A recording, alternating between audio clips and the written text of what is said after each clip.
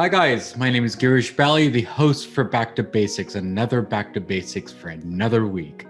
And I hope you're enjoying as much as I am, because I am.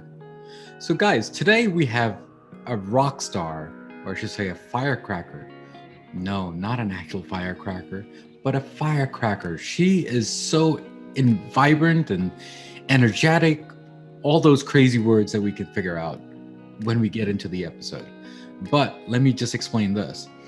Her background is in meetings, public relations, marketing, event production, destination management, public speaking, sales. I can go on, but I'm running out of breath. So today, we're going to go invite the guest. I hope I'm pronouncing the name correct. If I'm not, please don't butcher me and don't sue me. It's Samara, and thank you for coming on my show for Back to Basics. How are you doing today? I am doing so well. Thank you. Thank you. And I should say the same thing to you. Is it Girish? Yeah, absolutely. Well, yeah. Well, you learned it pretty well, right? Well, people call me Samara, Samurai, Samira, I've Samantha. I have a lot of names. But we'll stick to what we know, and we'll stick with that. How about that? So before we get into the basics of this whole topic today about marketing and sales and events and all that stuff, what does Back to Basic mean to you? So back to basics, I think COVID really helped us with going back to basics. It's interesting because we all had to learn how to pivot or evolve or learn new skills, but we also needed to go back to the basics and appreciate some of those little things like toilet paper and other supplies that we took for granted, apparently, cleaning supplies. So, and the same thing goes for business. I think that we've had to go back to our contracts, to our proposals, to our foundations, and decide, are we going to keep doing what we were doing after COVID is kind of over or things are opening up, or are we going to evolve and reinvent ourselves, pivot, or completely start over? And I saw a little bit of everything going around in our world. So basically, for business and for personal, I think Back to Basic means a lot, doesn't it? And it's kind of similar to both lives. I mean, if you think about it, between you and me, we're living both lives, from personal and business, and I guess podcasts at the same time. So I guess three lives. So do you think your answer changes a little, or you think it's pretty much the same? Well, I think having some of the basics of values is what we've really looked at. So, for example, I'm married for 20 years. I have two children. I had to learn how to do fourth grade math. That was something. So we were homeschooling our kids. We weren't, our kids ultimately ended up being in person in school and having, once the schools had their technical acts together, which took some time, they were being taught by teachers, but not in the same way. So we took on a lot more homeschooling than ever before. So some of the basics are even taking on the skills and relearning our history and our science and our math and verbal, and also finding out that our kids are not being taught the same way we were back in the 80s. So there's a whole lot that went into that. I mean, they, our parents and even ancestors before that, they actually said, you know what, we're going to give you the basic stuff of life. And now our basic stuff is, here's an iPad. Right. So things are very different now, aren't they? But it's also the level, when I say values, is the level of importance. So family coming first, family being surrounded by one another 24 hours a day, 7 days a week, for months and months and months and years. So what happened with us is we had moved from British Columbia, Canada, from Vancouver to Scottsdale, Arizona, back to the United States right before COVID quarantine.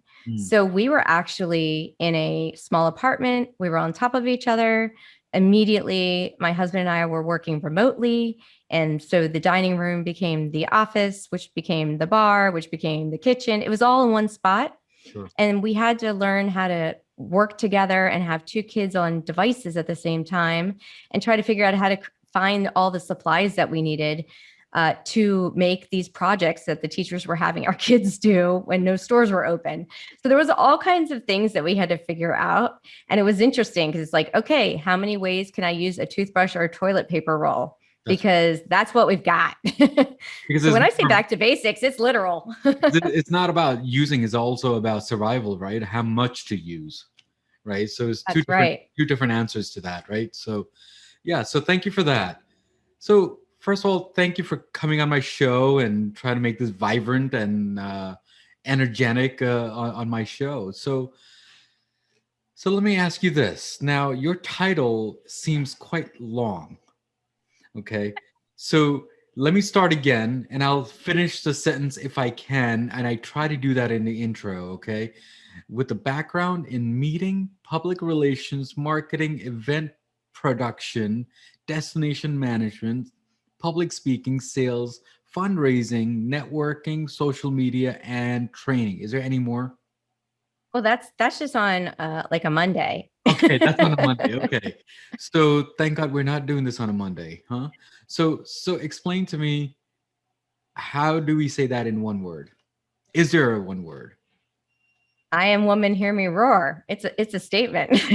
Yeah. Because I'm also a mompreneur. I'm a mom of a kidpreneur. I'm a mom of a kid with autism on the autism spectrum who has ADD, ADHD, and anxiety disorder. I was a military Navy spouse for 8 years. I've lived in 11 states in the Canadian province because my husband's career kept moving us around.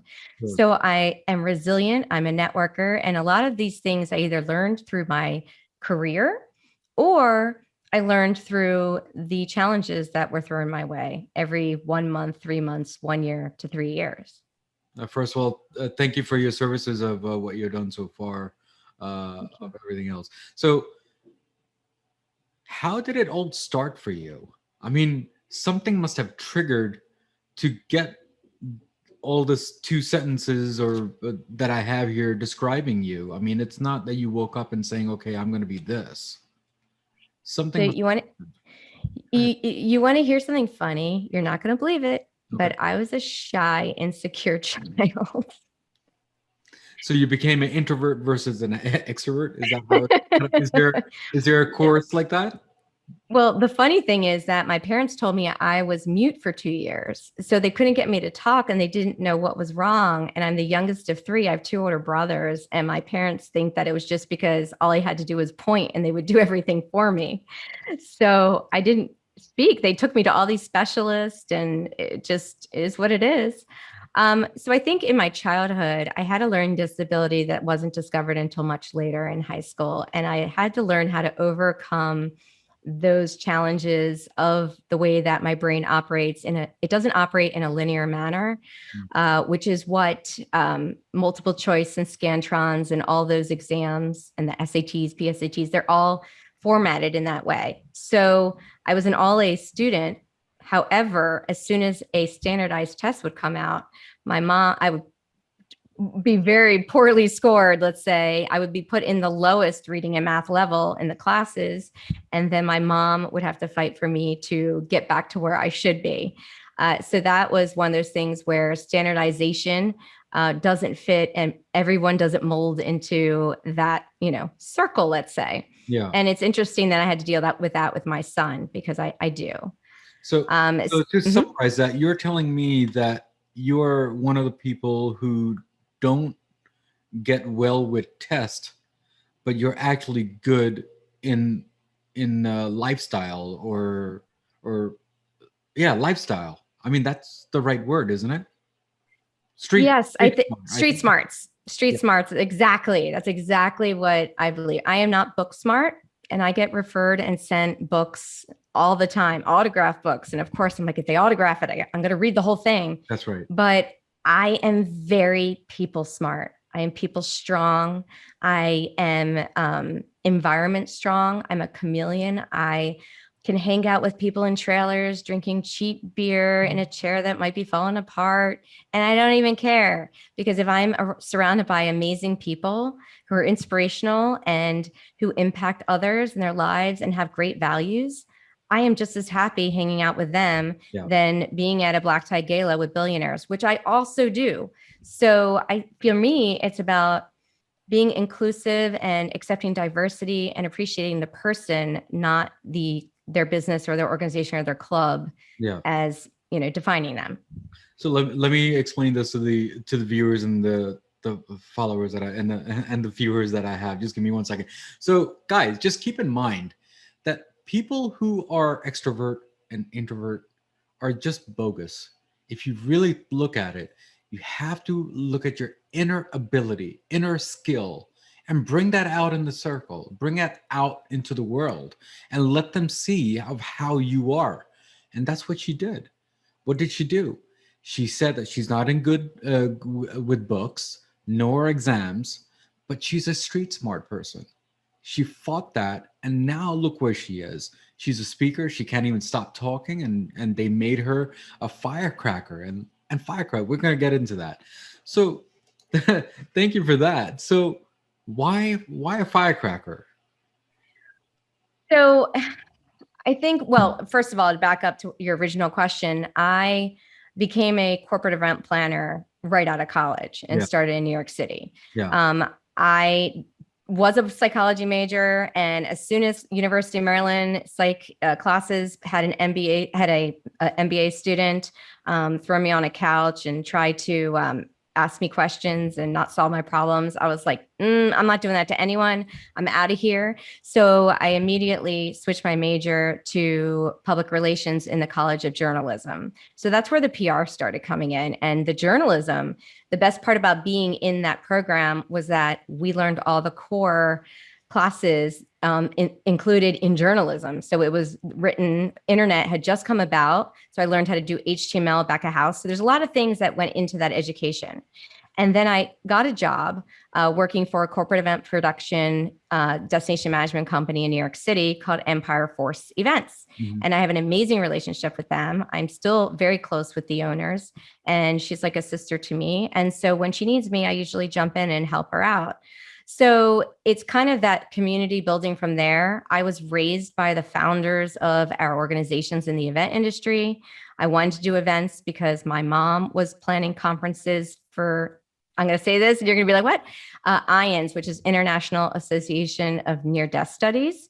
And so she had me help her with all the organization. I'm a type A personality with a little bit of an OCD. My sock drawer has been color coordinated and my closet is color coordinated since I was a kid. So that's where my organization skills kicked in. And so once I realized, hey, I can be an event planner, and I was the one planning the ski trips and the proms and everything. So might as well. So it all kind of started from there. And in college, I was a philanthropist. I chaired every event. I was involved in sorority. I was active there. I was a balloon artist and did balloon art for events for the university and for outside of College Park. So it kind of just was they were stepping stones to get me to where I am today. And then fast forward, I ended up marrying that submarine naval officer from the Naval Academy that I started dating my senior year at college. And we got engaged in Paris after he graduated. He was a year behind me, but I was living in New York City and living that life. And then when we kept moving, I was working for Empire Force Events at my home, going back and forth and increasing all my skill sets. So, but then I was living a double life. September 11th happened. I was in New York City watching the second plane go in. I was on the roof of our Chelsea building watching the buildings collapse. I was there 2 days before for a site inspection, and it changed everything. My husband was at the Pentagon on September 11th. We lived in Florida. His submarine was based in Georgia, yet I was in New York City working, and he was at the Pentagon working, which is a little crazy. So my reality check of living that double life of the fast life to the Navy wife was really challenging. Actually, I like that. That could be a title of my book. Can I ask you something? Because it bothers me that when we get into a bad situation, okay, anybody, I'm not even talking to you, but yes, this is your situation now, but it's just so bad that when we find out bad things, we find goodness, and we said, you know what, we need to pivot over to a new. Why can't we just do it from day one? I think does that make sense? I mean, we should be back to basic from beginning of time, but I think it seems like when there's a death in front of you, or there's a terror in front of you, or some bad situation, then we say, you know what, we need to go back to basics and we need to pivot over to a new design of your life. This is true. And I've also been through that because I lost a son, and his name was Cameron Frederick. And he had what's called giant omphalocele. His liver, intestines, and stomach were in a membrane outside of his body. Mm. And we knew for 8 weeks while I was pregnant with him. And we had an entire team of surgeons and cardiologists and high risk doctors and genetic and all that in Houston at the top hospitals. And it was a decision of challenge for me because I had a 5-year-old with autism, and we lived an hour from the hospital. I practically lived there, and it was so hard. And when you're in the middle of it, you're in the middle of it. Yeah. So what I'm trying to say is my daughter and I, Ava, who was the miracle child born a year later, by the way, my kids are all the same week of birthdays. So Ava is February 13th. Cameron was February 15th. He was delivered, and I did hold him for 3.5 hours, even though he was stillborn. And Gavin is February 19th, and my birthday is March 2nd. So we're all like right in that time period, and Valentine's Day is in the middle. And so it's interesting because it's a roller coaster of emotions for me. Sure. Because I've been planning birthday parties for Gavin while in the hospital 2 years in a row. Ava was a preemie, and she was a surprise. So there's so many things that go on with that. But when you're in the middle of it, that depression, the emotions, all the things that are going around you, and people checking in on you kind of it's amazing when friends and family check on you, but sometimes it just rehashes it a little bit. Yes. So when you're on the outside though, and let's fast forward to 2020, when I was it 2021, February 2021. I was volunteering on the night shift for the vaccination sites here in Arizona at the stadium. And I would do the night shifts because nobody else wanted to do it. So I took it. Yeah. And so I was vaccinated the first time, and then vaccinated. The second vaccination that I received was on February 15th, 2021. Mm-hmm. And I came home and I wrote an entire journal, and I actually published the piece on Facebook and partially on Instagram. And it's talking about how, it pains me, and the guilt 12 years later, I feel like I took a life in a sense. And in doing that, I need to save 6,000 a day because we administer 6,000, vaccinations a day at the stadium. So this is where I feel like I'm able to give back, and it helps comfort me, but it's helping other people, which is more important. And when I came home that day, I went to my daughter, Ava, who's a kidpreneur, how-to baker, and she's all over social media, and she has a website. And I came home and I said, Ava, what if we started a nonprofit to help other kids and teens become entrepreneurs? It's killing me and paining me to see what's going on with these kids. And they're all suffering with depression and loneliness and all the things that are going on a normal day without COVID. You add COVID to it. They're watching family members pass away, and so many other things that are just detrimental. Their parents are losing their jobs, their homes, their cars, and it's going to go on for the next probably 5 years. Sure. So I just wanted to help them. So Ava and I sat down, and I wanted to name it in memory of Cameron. We both did. And so find something amazing out of something that's horrible. Yeah. If that answers your question. Yeah, it does. And I think I have a picture up there about your project and your cast also, which is your podcast that you have with that name of yours. And when I saw that, I did not realize there was a whole big meaning to it. And you gave me a little insight as to people, they resonate to these things in the time of maybe a proper way to grieve, proper way to celebrate at the same time. And it kind of helps the project also because you kind of believe in it. Just like what I believe is when when I lost my dad back in 2009, I did not know how to grieve. I still don't. That's a separate topic altogether. But then with this whole COVID thing, it looks like it made me an idea that, you know what, we need to go down to the root of everything else. And that's where Back to Basics start and was born for me. So yeah, there are certain situations in life that we don't know how to grieve and we don't know how to outlet that. And I'm glad that you did it. I try to find the outlet for my dad's grieving, but I found some other way to make that outlet, and this is what it is. But thank you for explaining how this whole CAM translation was born, and I'm sorry for your loss too, and the family and everything like that. So let's go to the happy side, if you don't mind. So you're saying that you're making a book, or you don't think that you're making a book? I think you should make a book. I know I'm making a book or 3. Oh, really? Awesome. Anything in mind? Any titles in mind? You can say Back to Basic. Yeah, a little plug. Well, you might be able to write part of my book, actually. In fact, if you are interviewed for Camcast, yes, you are part of my book, because it's about, I am going to be naming it The Cam Chronicles. Your Journey is Mine, because it tells the story of Cameron, which is a very long story. Yeah. It tells the story of the years following that. It tells the story that I almost lost Ava on many occasions. Mm-hmm. And it tells the story of everyone else's journeys and how they've overcome and become resilient and overcome things from incarcerations, foster care, physical and mental abuse, bipolar, autism, you name it, it's there. And so with all of that, they have all become successful entrepreneurs. Yeah. And so it helps promote them and their projects. If it's a nonprofit or a company, I'm helping them and paying it forward in that sense. Yeah. But it also is part of my story, because each person I have interviewed thus far for Camcast, and I'll get into Camcast Kids after this, for Camcast has truly impacted my life. And every single one of those individuals has already become an instant friend. When I finish a Zoom interview for my podcast, we're usually on Zoom for an hour afterwards, after I stop recording. Sure. Because we could go on and on and on. So it's not about getting the podcast out. Let's just get it out.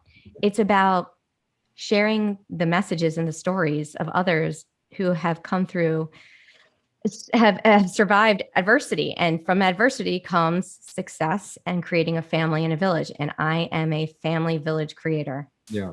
I read that, and I resonated to that. And just an FYI, guys, before we start recording, I talked to her for 20 minutes before we start recording. Okay. And then on top of that, I met her on Clubhouse, which is your virtual conference room. Okay. I met her in one of those rooms. What a powerhouse talk that she was. And when I paged her and I said, you need to be on my show. And guess what? She said, sure. So she is quite lovable when it comes to that, and when you're talking to her, just like a friend. So I hope you and I will be good friends even after today. But thank you for that. Do you want to know why I said sure? Sure. Because you asked. See, there you go. So simple. That's a simple question. That's simple as that. I mean, thank you. So tell me about the project. Tell me about the kids project, because that was quite cool, honestly. Thank you. So the CAM project, which is trademarked as Kid Action Makers as well, we inspire, influence, and impact kids and teens worldwide. So I think you had the graphic, the logo with the tagline in there. Yeah. And it is about diversity and inclusion. We work with people from all walks of life. It's a mentorship program. If there's a teen or a kid who says, okay, I make jewelry and I sell it, for $5 or whatever it may be, and I really want to build this into a business. And I say, I have the perfect mentor for you. She has such a successful jewelry business. She's out of Canada, but she's on Instagram. She's in Clubhouse. Let me set you two up, and we can find a way for you to work together, and she can teach you some of the ways. So that's kind of what it's about. It's also educational and supportive program to help kids of all ages in starting their own businesses or elevate them if they already have a business. Mm-hmm. So here's the thing. I have created curriculums before. I actually created a kids etiquette curriculum years ago that I used to teach called Kid Etiquette. And that's one aspect. However, what we are looking to do is not put all of it on our shoulders. I have been networking and have a community of incredible nonprofits that are already, or for-profits that are already in existence. The basis of the CAM project is to collect the donations so that we can send the kids to the proper curriculums or the proper city that they might be taking place if they're in person. So if it's virtual, there's obviously more of options for them. But if it's an in-person program, then we would say, oh, you're in Houston. I have my dearest friend. She runs one of the most amazing high school programs to help girls become entrepreneurs. And it's a full-blown scholarship program. And then I send that child to there. So it's kind of like a network of nonprofits for kids and teens.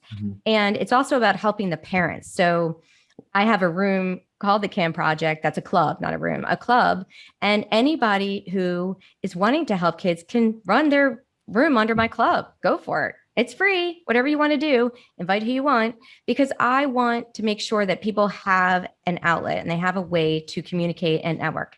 And when I see people, if I interview someone for my podcast and I'm a moderator in a room, which I do moderate many rooms, I'll bring that person up to speak, and I'll do an intro for them before they start, because it gives them a step forward. Sure. And some of those people might come from absolutely nothing and have $40 in their bank account, but they're in how to run $1 million business room because they want to learn how to run $1 million business. Doesn't mean you have to be a millionaire to be there. Yeah. So I want to say that I'm Samara Schwartz-Hurley and I'm done speaking. I'm sorry, that's a habit. So let me explain here. So when people, they say fundraiser, okay, it's a scary word if you think about it, because it's like saying, you know what, you're taking a hand and you're saying, people, give me money. People, they don't like to say that. So how do you make it fun? And I think that's what you're trying to do here. Try to make it fun, and you don't even know that you're giving money. So how does that happen? How does that work? Well, there's a lot of people, and I don't know why. I really have no idea why. This, maybe you know better than me, but there's a lot of people. I'll speak in rooms and I'll meet people in person. I'll produce an event, whatever it may be. And I have actually, just to go back, I have chaired a ton of nonprofit fundraising campaign events for schools, for communities, I've chaired a lot. I've donated and volunteered a ton of time in multiple cities and also Canada. I've also been hired to be the event coordinator and the campaign director for nonprofits as well. So I have the experience working with the sponsors and the tables and the event side of it, as well as the production side, the programs and all that. So I already know how to do all of that, and I have the connections. But for some reason, people say, I love what you're doing. I want to do whatever it is you're selling. So let me know what you need and count me in. And I'm like, and when they say whatever it is you're selling, they don't mean it as a literal sense. It's not, I'm selling this, microphone. Yeah. It's not a product line. It's, I want to help. What can I do? So people have donated their services. Like, for example, the art you see right there on your screen, the cover art for Camcast and Camcast Kids and the logo, that was produced by Rob Actis from Life Transformation Radio. He also has podcasts, and he's Mr. Action. And ironically, I'm Miss Action, Actionista. And so we share a room in Club Pod because, well, it's really his room. I'm a guest moderator. And so it's his room, and we make miracles happen in helping people with their podcasts. And that's Rob. I named him the Podcast Whisperer, and he trademarked it immediately because we all help each other. I've named multiple podcasts. He's helped so many people start their podcasts. He helped me, and he wanted to gift the branding. So he had his branding people do that. And then my website is being done by a website designer. My VA donates way more services than what I pay. I have a collaboration of people, and I also bring on teenagers to help. I want other kids to be interviewing. Ava doesn't want to be a podcaster. She likes doing what she's done, but she would rather bake and take the pastry. She has taken French pastry courses privately, and she would like to continue to do that. That's her passion. So she wants to pass off the mic to other children that we're going to train to do it. We want other kids to be the face of YouTube, not just Ava. She has Whisk It with Flava. She doesn't need to have another thing to do. She's busy. So this isn't about Ava, and it's not about Samara. It is about everyone. And so I just want to make that clear. And we have not started collecting the funds because I did not register yet as a 501c3. And the reason why I didn't do that yet is because I am also building the foundation now that events are coming back and getting ActionistaLIVE where it should be without COVID, of course. So with all of that going on, I'm doing that continuing the foundation and the podcast, writing the books, helping others, connecting others, and gathering people who I know in my community become my family who have nonprofits and for-profits and curriculums, helping kids and teens become entrepreneurs so that when we do have the funds, we can pass it to the right people at the right time. So are we telling the kids not to study? And are we telling them to go and become an entrepreneur? Is that what we're trying to advertise here? No. And in fact, we have kids. I've interviewed a teen. I know a teen who is taking care of his sister, who has who they're foster kids, and his little sister has I want to say fetal syndrome, but I can't think of the full name. Alcoholic fetal syndrome, is it? Mm-hmm. So, and he knows that he's going to have to take care of her, and he's 18. So it's like, you've got, kids who really want to quit school to become entrepreneurs, and they're doing Bitcoin and trading in NFTs and all these things that most generations have no clue what they are.